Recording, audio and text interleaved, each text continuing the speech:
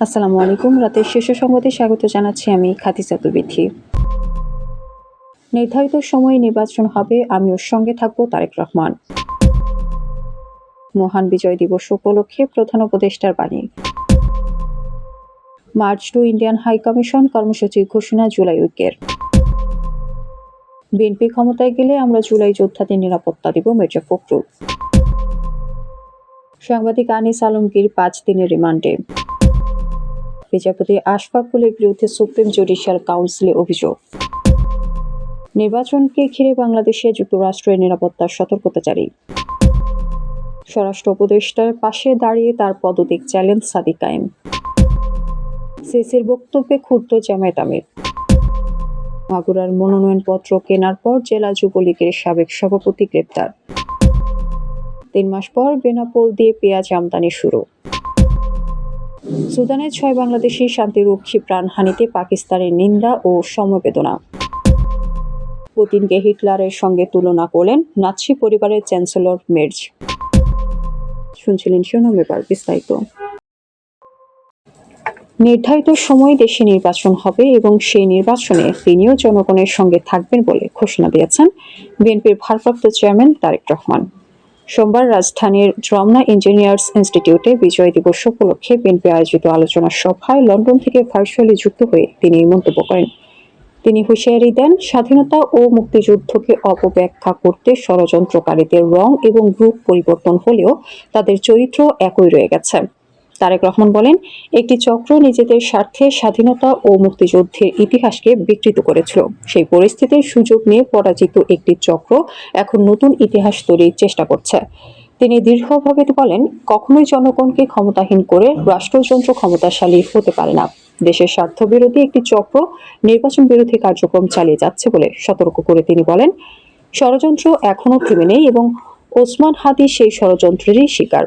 হাদির ঘাতকেরা লুকিয়ে আছে তাদের আড়ালে, যারা বর্তমান সরকার এবং নির্বাচনকে ব্যর্থ করতে চায়।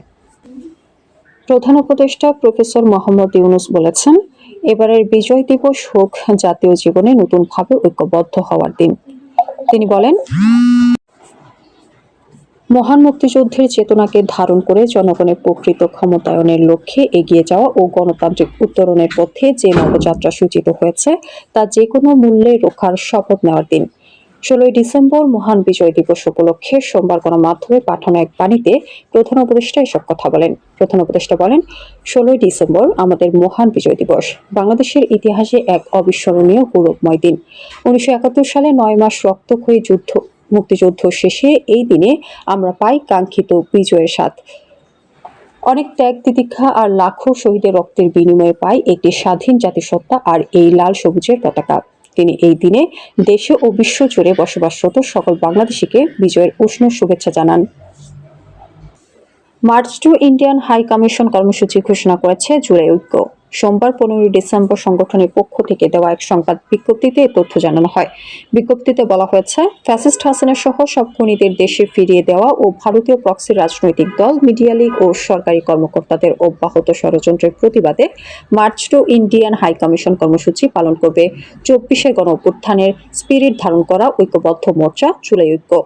আগামী 17 ডিসেম্বর দুপুর 3টায় রামপুরা ব্রিজে থেকে শুরু হবে এই কর্মসূচি। এতে অংশগ্রহণ করবেন দেশপ্রেমিক বাংলাদেশপন্থী সাবেক সেনা কর্মকর্তাদের একটি অংশ, ডাকসু জাকসুর একাধিক নেতা, বিশ্ববিদ্যালয়, কলেজ, মাদ্রাসা ও স্কুল সহ বিভিন্ন প্রতিষ্ঠানের সর্বস্তরের মানুষ।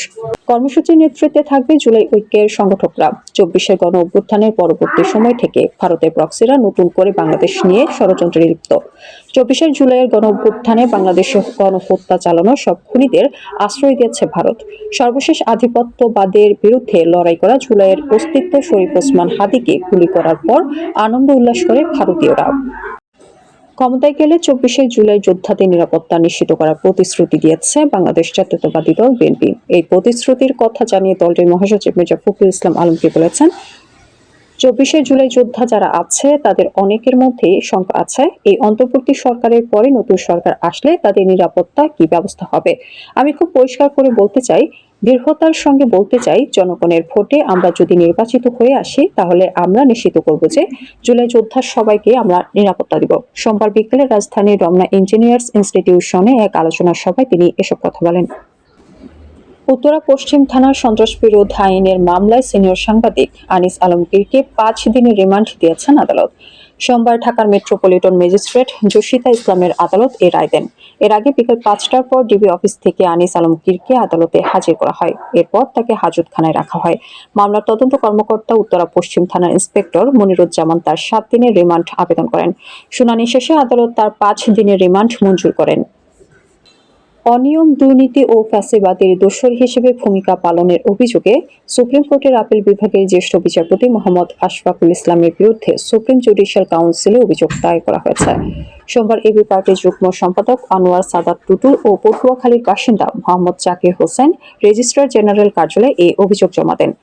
আনোয়ার সাদাত টুটুল বলেন, বিচারপতি মোহাম্মদ আশফাকুল ইসলামের নানাবিধ অনিয়ম, দুর্নীতি, অপেশাদার আচরণের দ্বারা বাংলাদেশের একজন সচেতন নাগরিক হিসেবে এবং এদেশের বিচার ব্যবস্থার প্রতি জনগণের আস্থা ও সম্মান প্রতিষ্ঠার উদ্দেশ্যে এই অভিযোগ দাখিল করেছি। আসন্ন ত্রয়োদশ জাতীয় সংসদ নির্বাচনকে ঘিরে বাংলাদেশে নিজ দেশের নাগরিকদের জন্য ভ্রমণ সতর্কতা জারি করেছে যুক্তরাষ্ট্র। সোমবার 15 ডিসেম্বর ঢাকার মার্কিন দূতাবাস এই সংক্রান্ত একটি নিরাপত্তা সতর্কতা জারি করে। দূতাবাসের সতর্কবার্তায় বলা হয়, সমগ্র বাংলাদেশে এই সতর্কতা অবলম্বন করতে হবে। যুক্তরাষ্ট্রের দূতাবাস জানায়, বাংলাদেশে নির্বাচন কমিশন ঘোষণা করেছে যে পরবর্তী সংসদ নির্বাচন এবং একটি জাতীয় গণভোট আগামী 12 ফেব্রুয়ারি সারা দেশে একযোগে অনুষ্ঠিত হবে। নির্বাচনের তারিখ ঘনিয়ে আসার সঙ্গে সঙ্গে রাজনৈতিক সমাবেশ এবং বিক্ষোভ আরও ঘন ঘন এবং তীব্র হয়ে উঠতে পারে। নাগরিকদের করণীয় প্রসঙ্গে মার্কিন দূতাবাস বলছে, আপনার চারপাশ সম্পর্কে সচেতন থাকুন। আপডেটের জন্য স্থানীয় মিডিয়া পর্যবেক্ষণ করুন, ভিড় এড়িয়ে চলুন এবং বিক্ষোভ এড়িয়ে চলুন। ইনকিলাব মঞ্চের আহ্বায়ক ও ঢাকা 8 আসনের সম্ভাব্য স্বতন্ত্র প্রার্থী শরীফ ওসমান হাদির হামলাকারীদের গ্রেপ্তার সহ 3 দফা দাবিতে 48 ঘণ্টার আলটিমেটাম দিয়েছেন ডাকসুর ভিপি সাদিক কায়েম। অনতিবিলম্বে 3 দফা দাবি না মানা হলে এবং আইন শৃঙ্খলা পরিস্থিতির দৃশ্যমান পরিবর্তন না দেখাতে পারলে স্বরাষ্ট্র উপদেষ্টা, আইন উপদেষ্টা এবং পররাষ্ট্র উপদেষ্টাকে পদত্যাগ করতে হবে এমন দাবি জানিয়েছেন ডাকসু ভিপি। মন্ত্রণালয়ের স্বরাষ্ট্র উপদেষ্টা লেফটেন্যান্ট জেনারেল অবসরপ্রাপ্ত জাহাঙ্গীর আলম চৌধুরীর সঙ্গে বৈঠক শেষে এসব কথা বলেন ডাকসু ভিপি সাদিক কায়েম। সাদিক কায়েম যখন কথা বলছিলেন তখন পাশে দাঁড়িয়েছিলেন স্বরাষ্ট্র উপদেষ্টা। তাকে অনেকটা বিব্রত দেখাচ্ছিল।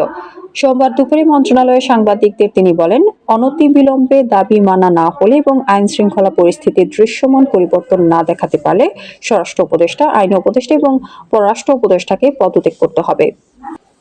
ওসমান হাদিকে গুলির ঘটনা বিচ্ছিন্ন, নির্বাচন এলে এ ধরনের ঘটনা ঘটতেই থাকে বলে মন্তব্য করেছেন প্রধান নির্বাচন কমিশনার এএমএম নাসির উদ্দিন। এ সময় তিনি আইন শৃঙ্খলা রক্ষাকারী বাহিনীর অবনতি হয়নি বলেও দাবি করেন সিসি। প্রধান নির্বাচন কমিশনারের এমন বক্তব্য প্রসঙ্গে বাংলাদেশ জামায়াতে ইসলামী আমির ডক্টর শফিকুর রহমান বলেছেন, ওসমান হাদির ওপর হামলার ঘটনায় সারা দেশের মানুষ যেখানে সমব্যথী, সেখানে সিসির বক্তব্যে আমরা ক্ষুব্ধ। তাকে নিজের জায়গা এবং বক্তব্যের ব্যাখ্যা দিতে হবে। মহান বিজয় দিবস উপলক্ষে সোমবার জাতীয় প্রেস ক্লাবে জামায়াতের ঢাকা মহানগরীর দক্ষিণ শাখা আয়োজিত এক আলোচনা সভায় তিনি একথা বলেন। ডক্টর শফিকুর রহমান বলেন, একজন বিপ্লবী আহত হবে, তারপর সরকার নড়ে চড়ে বসবে। আমরা এমনটা চাই না। ওসমান হাদির ওপর হামলাকারীদের এখনো গ্রেপ্তার করতে পারেনি সরকার। তাহলে তাদের সরকারের কাজটা কি, এমন প্রশ্ন রাখেন জামায়াত আমির। আসন্ন জাতীয় সংসদ নির্বাচনে প্রতিদ্বন্দ্বিতার জন্য মনোনয়ন ফরম কেনার পরপরই মাগুরার শ্রীপুর উপজেলার সাবেক এক নেতাকে গ্রেপ্তার করা হয়েছে। তার নাম কুতুবুল্লাহ হোসেন মিয়া কুটু। তিনি শ্রীপুর উপজেলা যুবলীগের সাবেক সভাপতি। সোমবার দুপুরে মনোনয়ন সংগ্রহ করে বাড়ি ফেরার পথে শ্রীপুর সড়কের নতুন বাজার এলাকা থেকে তাকে গ্রেপ্তার করে ডিবি পুলিশ। জানা গেছে, কুতুবুল্লাহ হোসেন মিয়া কুটি মাগুরা জেলা যুবলীগের সাবেক সভাপতি এবং শ্রীপুর উপজেলার শ্রীকোল ইউনিয়ন পরিষদের চেয়ারম্যান। সোমবার সকালে জেলা প্রশাসক ও রিটার্নিং অফিসারের কার্যালয় থেকে তিনি মাগুরা 1 আসনের স্বতন্ত্র প্রার্থী হিসেবে মনোনয়ন ফরম সংগ্রহ করেন। দীর্ঘ 3 মাস পর ভারত থেকে ফের পেঁয়াজ আমদানি শুরু হয়েছে। সোমবার দুপুর 2টার দিকে ভারতের পেট্রাপোল বন্দর দিয়ে বেনাপোল স্থল বন্দরে পেঁয়াজের প্রথম চালান 31 নম্বর ট্রান্সশিপমেন্ট ইয়ার্ডে প্রবেশ করেছে। পেঁয়াজের আমদানিকারক প্রতিষ্ঠান সাতক্ষীরা মেসার্স HKA এন্টারপ্রাইজ ও যশোরে মেসার্স সাবা এন্টারপ্রাইজ। আমদানি করা পেঁয়াজ ছাড়করণ প্রতিষ্ঠান রয়্যাল এন্টারপ্রাইজের মালিক রফিকুল ইসলাম রয়্যাল। তিনি জানান, আপাতত এই চালানে 3টি ট্রাকে 90 টন পেঁয়াজ আমদানি হয়েছে। এর আগে গত সেপ্টেম্বর মাসে মাত্র 60 টন পেঁয়াজ আমদানি হয়েছিল। এদিকে আমদানির খবরে বাজারে পেঁয়াজের দাম কমে আসবে বলে সাধারণ ক্রেতারা মনে করছেন। আফ্রিকার দেশ সুদানের কাদুগুলিতে জাতিসংঘ শান্তিরক্ষীদের উপর নৃশংস হামলার তীব্র নিন্দা জানিয়েছে পাকিস্তান। সোমবার দেশটির পররাষ্ট্র দপ্তরের এক বিবৃতিতে এই নিন্দা জানানো হয়েছে। এতে বলা হয়েছে, আবেগহীন নৃশংস হামলায় জাতিসংঘের অন্তর্বর্তীকালীন নিরাপত্তা বাহিনীতে কর্মরত বাংলাদেশি 6 শান্তিরক্ষীর প্রাণহানি ও কয়েকজন আহত হয়েছেন। শান্তিরক্ষী বাহিনীর সদস্যদের ওপর সন্ত্রাসীদের এই হামলার তীব্র নিন্দা জানায় পাকিস্তান। বিবৃতিতে পাকিস্তান জানিয়েছে, দেশটি এই মূল্যবান প্রাণহানির জন্য বাংলাদেশ সরকার এবং জনগণের প্রতি গভীর সমবেদনা প্রকাশ করছে এবং এই মর্মান্তিক মুহূর্তে শোক সন্তপ্ত পরিবারের সাথে একত্রতা প্রকাশ করছে। রাশিয়ার প্রেসিডেন্ট ভ্লাদিমির পুতিনকে অ্যাডলফ হিটলারের সঙ্গে তুলনা করেছেন নাৎসি পরিবারের সন্তান জার্মান চ্যান্সেলর ফ্রেডরিক মের্জ। তার নানা নাৎসি পার্টির সদস্য ছিলেন। মের্জের নানা জোসেফ পল সোভিগনি 1917 থেকে 1937 সাল পর্যন্ত বর্তমান নর্থ রাইন ওয়েস্টফালিয়ার ব্রিলনের মেয়র হিসেবে দায়িত্ব পালন করেছিলেন। প্রাথমিকভাবে রক্ষণশীল সেন্টার পার্টির সদস্য হিসেবে সোভিগনি 1930-এর দশকের গোড়ার দিকে নাৎসিরা ক্ষমতায় আসার পর হিটলারের ন্যাশনাল সোশ্যালিস্ট জার্মান ওয়ার্কার্স পার্টিতে যোগ দেন। রোববার মিউনিখে খ্রিস্টান ডেমোক্রেটিক ইউনিয়নের এক সম্মেলনে বক্তৃতা দিতে গিয়ে মের্জ পুতিনের বিরুদ্ধে সোভিয়েত ইউনিয়নের সীমানা পুনরুদ্ধার চেষ্টার অভিযোগ করেন। তিনি বলেন, যদি ইউক্রেনের পতন হয় তাহলে তিনি থামবেন না। ঠিক যেমন 1938 সালে সুডেটেনল্যান্ড যথেষ্ট ছিল না, পুতিনও থামবে না।